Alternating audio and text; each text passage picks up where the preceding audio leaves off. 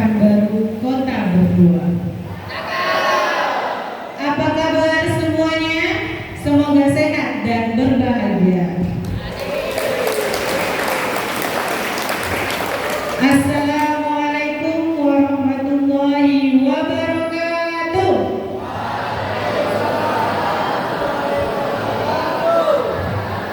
Selamat pagi.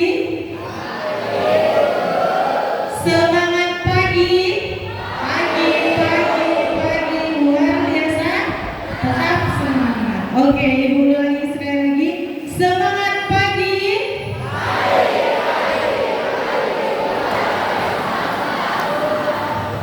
Oke, salam sejahtera untuk kita semua. Puji syukur kita haturkan kepada Tuhan Yang Maha Esa atas rahmat dan karunia-Nya kita dapat berkumpul pada kegiatan Indonesia Vocational Summit SMK Go Global membangun ekosistem membuka kesempatan. Perkenalkan Bapak, saya Indah Hovifah Arwan yang akan bertugas sebagai moderator hari ini.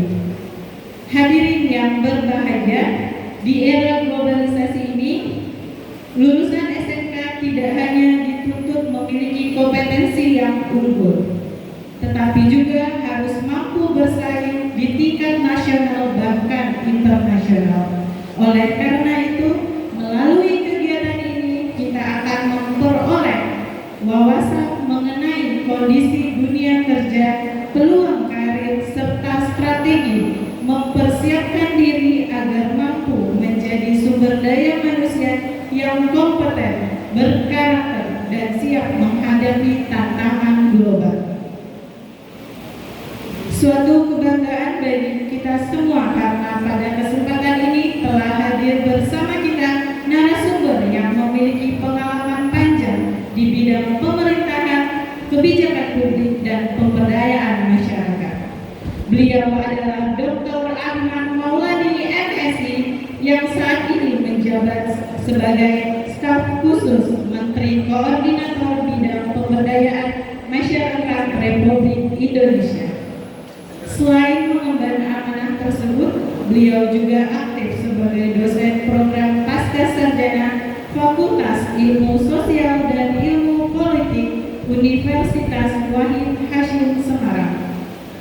Sebelumnya, beliau pernah mengemban berbagai jabatan strategis, di antaranya sebagai tenaga ahli, pimpinan dan wakil ketua DPR RI, tenaga ahli utama analisis dan advokasi kebijakan publik pada Kementerian Desa, serta menjadi konsultan nasional di berbagai kementerian, lembaga pemerintah dan organisasi internasional. Dalam bidang akademik, beliau menyelesaikan pendidikan sarjana di Universitas Islam Negeri Sunan Kalijaga, Yogyakarta, magister di Universitas Gadjah Mada, dan doktor di Universitas Indonesia. Dengan pengalaman lebih dari 2 dekade di bidang pemerintahan, penelitian, pendidikan, dan kebijakan publik, tentu beliau akan memberikan banyak wawasan yang sangat bermanfaat untuk kita semua. Hadirin yang berbahagia, mari kita sambut narasumber kita dengan tepuk tangan yang paling meriah kepada Bapak Dr. Ahmad Maulani MSI. Saya persilakan.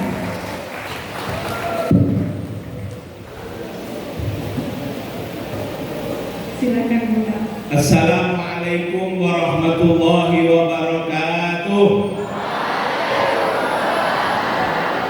Bismillahirrahmanirrahim. Alhamdulillahirabbil alamin. Wassalatu wassalamu ala asyrafil anbiya wal mursalin sayyidina wa maulana Muhammadin wa ala alihi wa ashabihi ajmain, amma ba'du. Yang kami hormati para sekolah, Pak Devi, saudara-saudari moderator yang ternyata lulusan Gadjah Mada, sealma mater dengan saya di S2-nya, yang kami cintai teman-teman semua, SMA Karbon ya, SMKS LPMD Karbon Riau. Teman-teman, ini adalah kali kedua saya menginjakkan kaki di Riau. Pertama tahun 2007. Ada satu pesan yang saya senang di Riau itu, minimal itu apa? Gadis-gadisnya kalau mau lembut. Itu pengalaman saya kenal dengan teman saya di Gajah Mada. Tadi ketika mendarat di bandara itu ngomongnya kayak itu. Saya bilang tadi ke Pak Devi, kayak Ipin Upin. Saya bilang itu kayak Malaysia ya. Nah, ini kan kayak Ipin Upin. Nah, tapi ternyata ini di daerah Melayu. Nah, teman-teman, saya sengaja meminta Mas Devi, Pak Kepala Sekolah, nah, untuk mengumpulkan teman-teman semua karena saya ingin sharing. Begini, saya ini dari desa, sama dengan teman-teman semua. Saya pesantren lama di Banyuwangi, sebuah desa di ujung Jawa Timur. Mungkin pendidikannya agak tertinggal. Saya di Banyuwangi ketika MTS, kemudian Alia. Setelah itu saya ke Jogja, kuliah S1 di UIN Sunan Kalijaga. Saya mengambil filsafat. Saya mengambil filsafat di S1. Kemudian kita sama punya berawal dan berasal dari basis yang sama. Kita sama-sama dari anak petani. Kemudian saya melanjutkan ke S2 di Universitas Gajah Mada.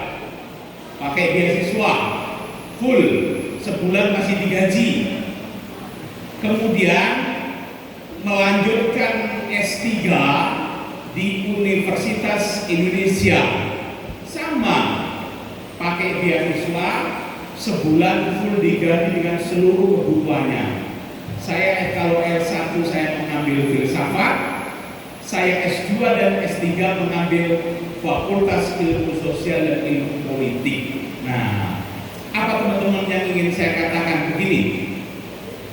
Pendidikan itu masih menjadi salah satu instrumen, masih menjadi salah satu anak tangga, masih menjadi salah satu mediator yang mampu menaikkan mobilitas teman-teman itu dari yang awalnya petani, dari awalnya yang tidak punya, menjadi kalian terdidik, berpendidikan, dan minimal punya kesejahteraan yang baik. Jadi itu catatan pentingnya. Pendidikan sampai saat ini masih menjadi salah satu alat yang paling dimungkinkan untuk kita anak-anak desa ini naik kelas. Itu Pak, kalau teman-teman bukan dari misalnya keluarga konglomerat, yakinkan diri Anda teman-teman bahwa pendidikan itu Pak, itu satu-satunya yang bisa kalian lakukan. Mas Devi, saya itu dari pesantren. Coba ingat, saya ketika kuliah ini, saya itu dulu ketika di pesantren, ya kira-kira dengan semua lah ya, SMA itu saya sudah menulis itu di, kalau saya kemarin pulang, saya di Semarang, saya buka catatan kecil, ternyata tahun itu saya pernah menulis di satu pojok itu, saya pengen S1 sekian tahun, pengen S2 sekian tahun, pengen S3. Nah, panjenengan saya itu sama basisnya orang desa, dan yang bisa mengangkat martabat keluarga, melakukan mobilitas vertikal naik kelas itu hanya pendidikan. Kecuali teman-teman anaknya Antoni Salim, anaknya yang punya PT perkebunan sawit, itu boleh. Tapi pendidikan tidak hanya mengajarkan soal material, tapi membentuk kematangan teman-teman dalam membangun masa depan dan cara pandang yang baik terhadap hidup. Nah, karena itu saya ini pesan, kalau teman-teman mau kerja nanti ini ada saya terangkan, boleh ada caranya. Tapi kalau mau ada yang kuliah saja sekarang itu beasiswa banyak sekali, banyak banget. Akeh kalau Jawa Timur, akeh pol. Nah, kalau yang bingung gini, kalau tiba-tiba teman-teman ada yang masuk negeri, mungkin di UIN mana? Saya begini, kalau UIN Jogja, Semarang, saya masih bisa tuh merekod teman-teman. Tolong dong anak ini dari saya bilang ke rektor atau ke depan untuk beasiswa, masih bisa. Tapi kalau di Riau saya tidak kenal. Itulah pentingnya ketika teman-teman sekolah, ketika teman-teman bergaul, ketika teman-teman bertemu begini, bukan soal hanya pendidikan semata, tapi teman-teman punya jaringan, punya network, punya silaturahim yang baik. Kalau teman-teman ini lulusan SMK ada yang nanti mau ke misalnya di sekolah, misalnya dengan kenal Pak Dedi lewat saya, misalnya Pak, saya sambungkan kan dengan Pak Maulani, saya ingin kuliah di sini beasiswa. Saya bisa ngomong misalnya, bro, itu ada teman dari daerah Kabul, daerahnya saya kira tidak terlalu kaya daerah itu, berasal dari kelas menengah ke bawah. Tolong dong itu kasih beasiswa untuk sekolah. Nah, itu pentingnya panjenengan semua punya hubungan yang baik dengan orang. Jadi hidup itu bukan hanya soal, misalnya ya, soal apa namanya ya, pekerjaan wajib, tapi hubungan sosial itu penting. Di Riau mungkin saya tidak begitu akrab, jaringan saya mungkin masih di sekitar. Nah kalau Pontianak masih bisa mendengar ada yang ingin di Pontianak. Nah itu pertama. Jadi saya minta teman-teman ini kumpul ketemu.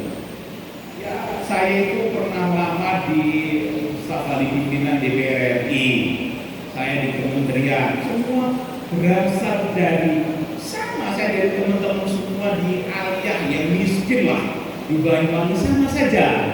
Tapi keyakinan kita bahwa pendidikan bisa mengangkat derajat kita itu penting, karena bukan di dalam hati teman-teman semua. Kita berasal dari kelas yang sama, dan salah satu yang bisa menaikkan kelas kita di dalam bahasa ilmu pengetahuan dinamakan mobilitas vertikal, itu hanya pendidikan. Satu, pendidikan intelektual, yang kedua organisasi. Teman-teman semua ini kan dari daerah sini, teman harus aktif di Karang Taruna, di gerakan-gerakan, karena dengan itu teman-teman bisa bergaul lebih banyak. Nah yang kedua, kementerian kami itu kan saya itu status di kementeriannya Pak Muhaimin Iskandar, Kak Imin itu capres cawapres dengan Mas Anies. Nah kalau ada yang ingin ingat, nah kami membawai salah satunya itu kementerian KP2MI, soal tenaga kerja Indonesia. Konteksnya dengan pertemuan hari ini, kalau teman-teman yang kelas 3 yang sudah lulus, saya matur ke Pak Kepala Sekolah Pak Depi ini, kalau teman-teman ada yang ingin keluar negeri, silahkan kirim datanya ke saya. Kami negara ini Pak, jadi negara ini, negara hadir itu salah satunya juga untuk minimal membuka peluang-peluang kerja. Presiden Prabowo menyediakan 340.000 peluang kerja di luar negeri, dan itu dikelola oleh kementerian kami, Menteri Koordinator Pemberdayaan Masyarakat Gus Muhaimin Iskandar. 340.000 dibagi tahun ini 40.000, 2026. Tahun 2027 140.000, 2028 140.000, 2029 40.000. Karena itu saya nanti ada bahannya itu di negara Turki, Malaysia, Taiwan, Jepang, Jerman, Eropa ada semua. Teman-teman satu, di mana yang paling mungkin kalau pengen, ini pengen yang lulus gak apa-apa, nanti bisa lewat Pak Kepala Sekolah Mas Dedi, data saja serahkan ke saya nanti. Pertama, dengan dibantu untuk pendidikannya, nggak ada bayaran apapun dari pungut, kemudian diasramakan, dilatih. Kemudian ada yang bertanya, Pak Maulani, kalau ke luar negeri itu katanya mahal. Betul, rata-rata kalau tidak dilakukan oleh negara, masyarakat biasanya mengeluarkan sekitar 50 juta. Tapi itu tidak berlaku sekarang. Negara melalui kementerian di bawah menteri kami, dengan nanti teman-teman semua dilatih, nah pergi ke sananya, itu kan ada pakai biaya, itu nanti dipakai full oleh yang usaha ini nanti kementerian. Jadi teman-teman tinggal belajar, mempersiapkan diri. Ada bidang misalnya tukang ngelas, yang paling banyak itu tukang ngelas, itu banyak sekali dibutuhkan di luar negeri. Di bagian-bagian otomotif itu Jepang banyak banget. Kemudian di banyak sekali. Saya ini salah satunya ini Taiwan, Malaysia, Turki, Hong Kong, Singapura, Bulgaria. Coba, nah selanjutnya itu mana lagi? Coba, nah selanjutnya ada nggak? Nah, sebelumnya tadi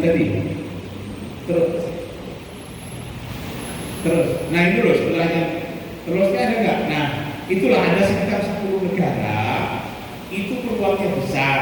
Satu anak itu nanti diberi perhatian, kemudian macam-macam lah. Nah, itu tinggal teman-teman berangkat. Nah, jadi maksud kami datang ke Riau ini, ke sekolah panjenengan semua, ke SMK SLPMD Kabul. Siapa tahu ada yang ingin mengangkat derajat orang tuanya, teman-teman bisa ikut pelatihan menjadi tenaga kerja terampil di luar negeri, gratis Pak, nggak bayar, tidak bayar karena umurnya jalur misalnya nanti, karena saya sudah di sini, nanti kalau ada yang ikut Pak suruh lewat Pak Kepala Sekolah lewat kami. Saya sebagai staf menteri punya wewenang membawa berapa yang ingin saya bawa. Nah, saya juga kesempatan teman-teman untuk berjuang menaikkan status keluarga. Tujuannya satu, meningkatkan kesejahteraan. Karena apa? Orang nganggur itu, orang nganggur sekarang di Indonesia itu jumlahnya sekitar 7,4 juta pengangguran yang ada di negara ini. Nah, kita pengen ikut meringan, membuka peluang-peluang itu, kesempatan itu. Teman-teman alumni SMKS Kabul ini, LPMD, atau yang masih kelas 3 pengen paling tidak dengan ke sana punya modal, kemudian setelah punya modal jadi sama pacarnya, mengikat janji dulu untuk tidak menikah dulu. Kira-kira kan gitu. Mengikat janji dulu nggak apa-apa. Teman-teman kerja, mencari modal, pulang punya modal, membuka usaha, sehingga dengan itu kesejahteraan teman-teman sebagai keluarga, sebagai bagian dari kepala keluarga itu bisa meningkat. Jadi itu ya, jadi ini pentingnya karena tadi mau nganggur itu Pak, teman-teman semua. Kalau yang setengah menganggur itu ada 10 juta. Kan bayangin itu Pak, 10 juta. Itu kan banyak. Saya tadi membaca di Riau pengangguran yang tercatat ya 0,14 juta persen sekitar 340.000. Kan banyak itu. Sepanjang tadi saya berjalan dari bandara ke sini, itu kan lewatnya kebun semua. Saya jarang, ada penduduk lah tapi tidak banyak. Jadi pengangguran di Riau yang sekitar berjumlah 300.000 itu dengan teman-teman misalnya mampu berangkat ke luar negeri, paling tidak bisa mengurangi beban negara dan bisa meningkatkan kesejahteraan keluarga. Yang ketiga, Tadi saya matur ke Pak Kepala Sekolah, saya bilang, itu yang pakaian hijau itu jurusan apa? Beliau bilang jurusan perkebunan. Pas sambutan tadi Pak Dedi menyampaikan begitu susahnya membangun kerjasama antara perusahaan sawit dengan teman-teman SMK. Tadi saya bilang, Mas Dedi, ya sudah, nanti saya tak pulang, saya ketemu Kementerian Perindustrian, saya akan mencoba langsung ke perusahaan, paling tidak bisa bikin MOU dengan sekolahan, sehingga teman-teman nanti setelah sekolah bisa kerja di perusahaan itu. Nah, saya bilang, katanya sawitnya gede tetapi kan susah sekali. Nah, itu hanya bisa dilakukan oleh dorongan negara. Yang bisa ngomong ke perusahaan mungkin negara kan di Kementerian Perindustrian. Nah, kebetulan kami itu kan Pak Mohaimin PKB, nggak mau politik, itu mau background. Kami itu punya menteri, wakil menteri di perindustrian namanya Pak Faisal Reza, dan itu menteri dari kami. Karena beliau menteri dari kami, maka kami bisa bilang, Mas, kita tolong dong, di Riau sana itu ada perusahaan, tolong dong sedikit dipaksa agar bisa MOU dengan SMK yang ada di Kabul, sehingga tenaga kerja mereka tidak mengambil dari luar, tapi dari lulusan SMK yang ada di sini.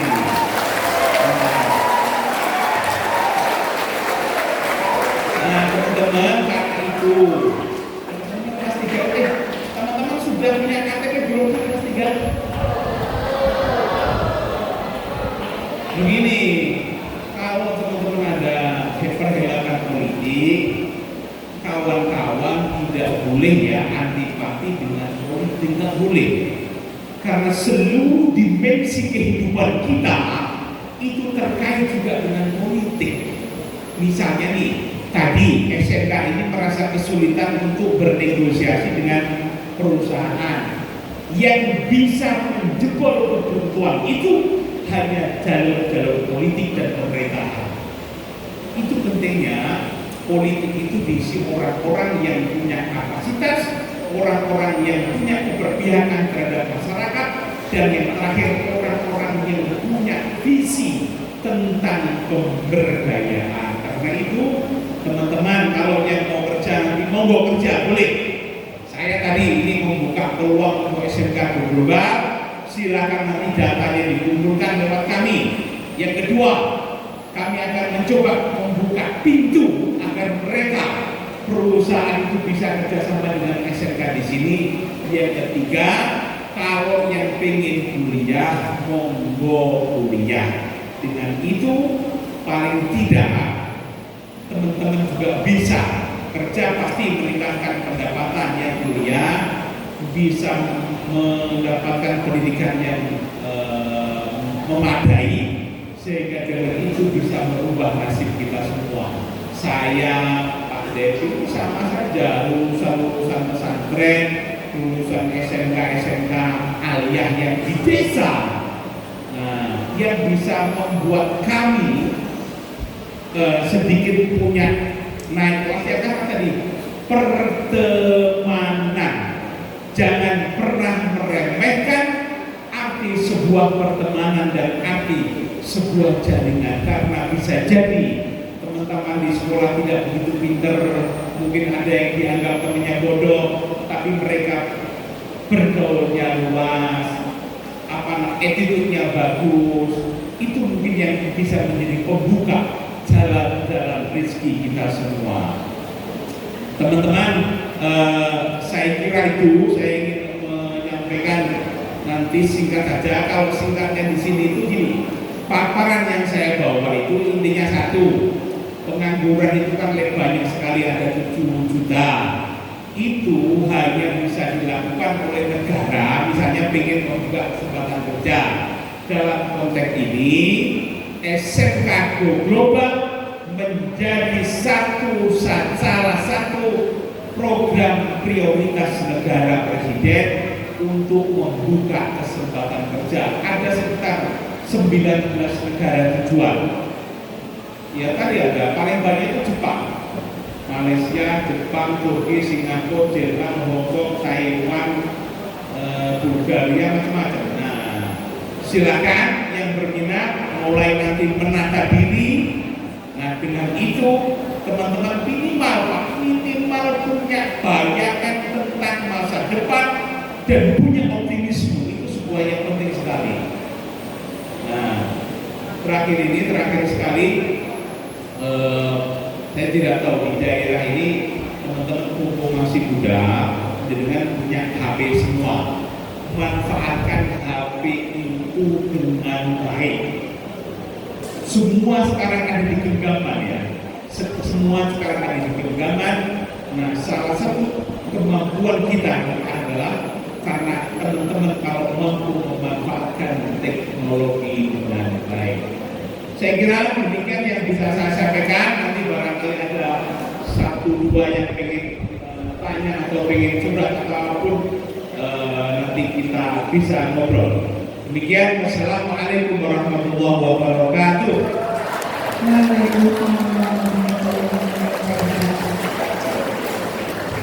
Oke, terima kasih Bapak, kami ucapkan atas pemaparan materi yang sangat inspiratif dan membuka wawasan anak-anak kami semua bahwa kuliah kerja itu bisa mengangkat derajat dan kemampuan kita semua.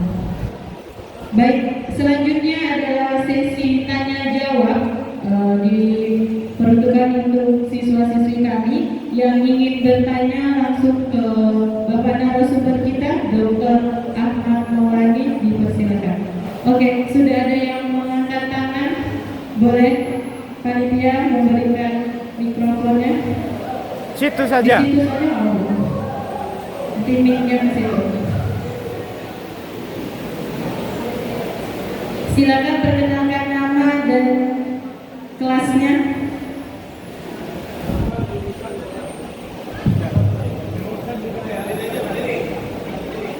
Ya, boleh maju. Ya, silakan.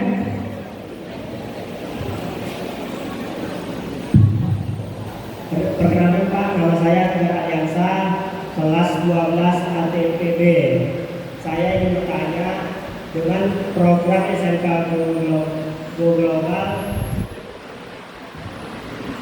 jurusan apa yang paling banyak berpeluang?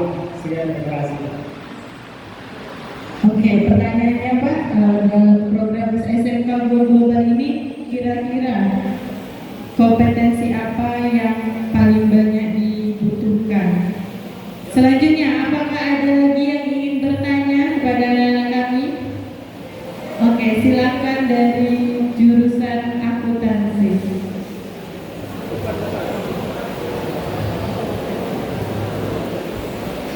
Silakan.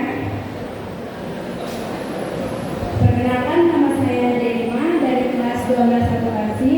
Izin tanya Pak, tadi penjelasan Bapak tentang kerja ke luar negeri, itu kan yang dari Jepang ya Pak, luar negeri Jepang. Izin tanya, apakah tentang LPK untuk berbahasa itu dibayari dari orang Bapak atau pribadi?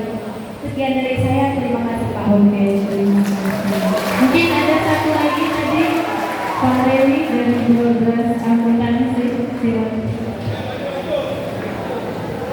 Tunggu ya.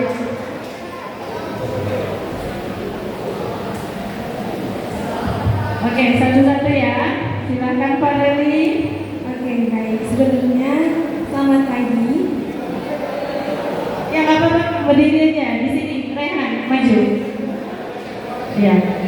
Razak juga mau maju bapak. Kan, baik. Perkenalkan, nama saya Fareni Anjani Pura. Saya dari jurusan akuntansi. Jadi begini Pak, selama ini masyarakat cenderung beranggapan bahwa peluang bekerja di luar negeri lebih terbuka bagi lulusan jurusan teknik seperti yang Bapak katakan tadi, contohnya pengelasan, otomotif ataupun manufaktur. lulusan SMK jurusan akuntansi yang seringkali dipersepsikan memiliki peluang yang lebih terbatas, padahal di era digital dan globalisasi kebutuhan tenaga administrasi keuangan dan akuntansi juga terus berkembang di berbagai negara. Pertanyaan saya, strategi apa yang harus dipersiapkan sejak masa duduk di bangku SMK agar lulus akuntansi mampu bersaing secara global? Selain penguasaan kompetensi akuntansi, kemampuan apa saja kira-kira yang menjadi faktor penentu agar perusahaan luar negeri lebih percaya dan tertarik merekrut lulusan SMK akuntansi di Indonesia? Terima kasih, Pak. Silakan dari jurusan ATP, Reinhard. Assalamualaikum warahmatullahi wabarakatuh. Baik Bapak, izin saya memperkenalkan diri. Nama saya Muhammad Al-Raihan Tauhid Purwai Pasaribu. Di sini saya kelas 11 ADPB. Saya ingin bertanya bahwasannya tadi Bapak ada menjelaskan bahwasannya pengangguran di Indonesia ini sudah mencapai sekitar 7 juta lebih ya Bapak ya. Nah, sebelum Bapak Presiden Prabowo Subianto menjabat sebagai Presiden ke-8, sebelumnya itu kan Bapak Presiden Jokowi ada mengatakan bahwasannya beliau akan membuka 19 juta lapangan pekerjaan. Betul Bapak? Nah, dan informasi tersebut apakah benar atau tidaknya Bapak sampai pengangguran di Indonesia ini malah meningkat? Mungkin itu aja, sekian, terima kasih. Oke, Kita langsung jawab, Pak, dari berbagai pertanyaan anak-anak kami tadi. terima kasih teman-teman. Saya kira yang minimal punya daya kritis penting. Yang terakhir kan keren, menggugat kebijakan negara. Tadi yang mas terakhir. Nah, saya akan menjawab dari yang pertama. Jurusan apa yang paling banyak? Saya membaca paling banyak itu begini, kesehatan itu sekitar 89.000 kesehatan. Kemudian manufaktur itu 68.000, pekerja domestik. Nah, ini banyak ini yang ada sekitar 24.000 itu di perkebunan, pertanian dan perikanan. Itu sekitar 24.000. Dalam hal ini ya yang dibawa oleh SMK Global. Jadi teman-teman, saya kira tidak usah berkecil hati. Yang penting bangun kemampuan diri, asal upgrade kemampuannya itu dengan belajar. Menyambung ke yang 3, akuntansi. Itu juga ada ini, administrasi keuangan itu sekitar 1.200. Nah, saya kira ini menjadi bagian baru menjadi komitmen negara untuk membuka peluang kerja. Tadi yang paling banyak ada welding itu juga ada, las itu. Jadi semua ada. Saya kira teman-teman yang di SMK sini kalau mau daftar dari perkebunan banyak, akuntansi juga ada, hospitality ada, konstruksi ada, manufaktur ada, welder ada. Karena di sana itu dibutuhkan banyak. Jadi tadi yang pertama paling banyak apa? Nah tadi sudah ada ini datanya. Yang kedua, apakah akuntansi punya peluang? Sangat punya peluang. Nah, kalau misalnya teman-teman tidak pengen keluar negeri, begini, data yang dirilis oleh sebuah media yang kredibel namanya Kompas itu menunjukkan, ini penting, hampir penting ya, hanya 20 sampai 20% orang bekerja, hanya 20 sampai 25% orang bekerja itu sesuai dengan jurusannya. 80% orang bekerja itu tidak sesuai dengan jurusannya. Tetapi apa? Mereka melalui jaringan yang dimiliki, kemampuan yang terus dibangun. Jadi jangan pernah bekerja hati. saya ini jurusan filsafat, Bung. Filsafat itu kan kalau kata orang kan coba yang mungkin mikir abstrak, tapi misalnya ya, saya filsafat, tapi saya membangun kemampuan diri, misalnya masuk di visi untuk mengasah kemampuan saya aktif menulis di media massa, saya aktif di organisasi.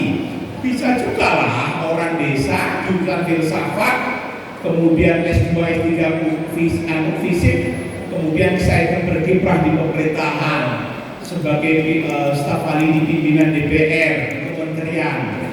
Sekarang juga ya paling tidak di staf khusus menteri itu kan orang nomor 2 setelah menteri. Jadi saya kira tidak ada alasan untuk teman-teman tidak mempunyai optimisme terhadap masa depan. 80% itu banyak, bro. 87,5-80% orang yang bekerja di Indonesia itu tidak sesuai jurusan, tetapi mereka dibangun oleh kemampuan diri, mengembangkan kapasitasnya, aktif misalnya punya HP, membangun persekawanan yang baik dan sebagainya. Artinya hanya 20% Bung yang hanya sesuai dengan jurusannya. Karena itu tadi jurusannya paling banyak ada di kesehatan, manufaktur, perkebunan, pertanian, ada di kemudian hospitality, ada di administrasi keuangan. Dan yang tanya jadi sekitar 1.255 itu ini tahun ini saja loh.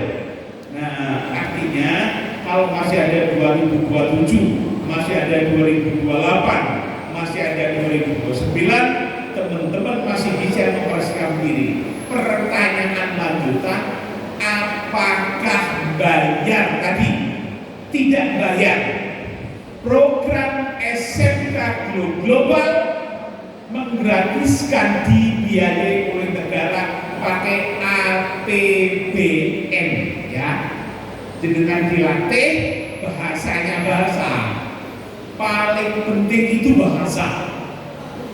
Dilatih bahasa, dipersiapkan dari soal kulturnya karena Anda akan pergi ke daerah lain. Kemudian pertanyaannya lupa itu kan hanya bahasa dan latihan. Bagaimana tiket pesawat dan visa? Tiket pesawat dan visa telah diputuskan oleh kementerian akan diambilkan kur kredit untuk usaha ringan, kredit usaha rakyat.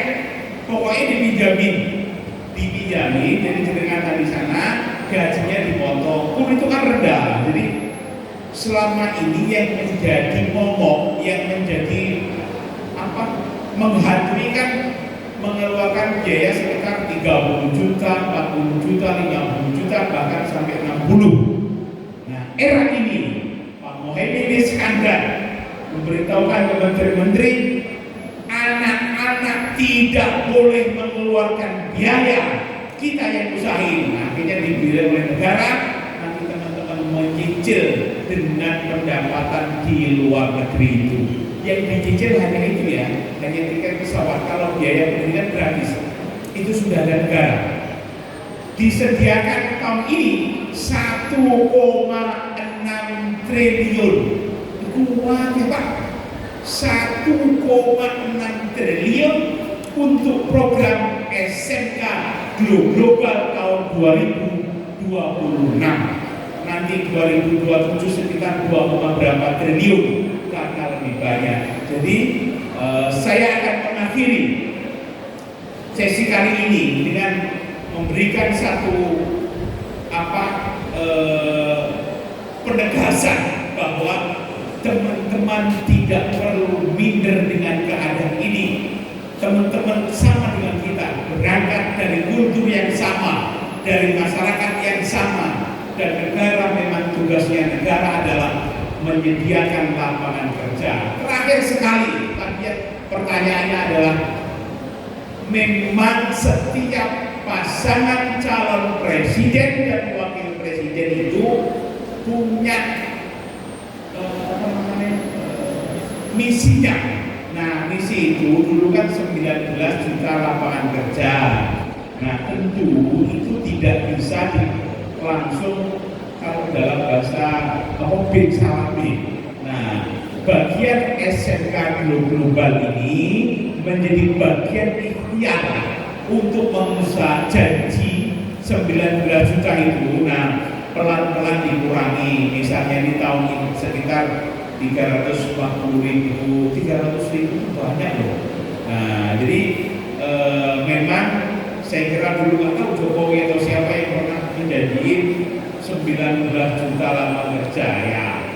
Janji politik itu begitu, tetapi tidak bisa juga kalau sebuah pemerintahan yang dihasilkan dari pemilu tidak minimal menepati janji itu walaupun sedikit. NBG itu kan juga janji politik. Kalau tidak, Pak, negara bisa dibuka.